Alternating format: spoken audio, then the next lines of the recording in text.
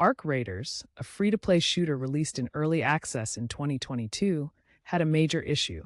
Many players got stuck at 99% on the loading screen, preventing them from playing. This was due to problems with how the game loaded assets, managed memory, and synchronized with online servers. Insufficient RAM, less than 16 gigabytes, or outdated graphics drivers made the problem worse. The core issue was that the game failed to fully initialize multiplayer elements or network handshakes, often due to race conditions in code where loading threads didn't synchronize properly. This was a significant issue for the game at launch, leading to negative reviews.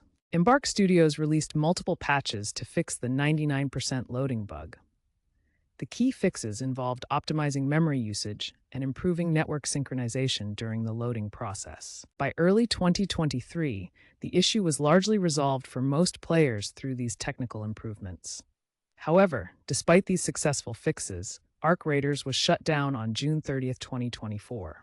The game faced low player engagement and financial sustainability issues that made it impossible to continue. Arc Raiders serves as a valuable case study in the challenges of early access releases and live service game development.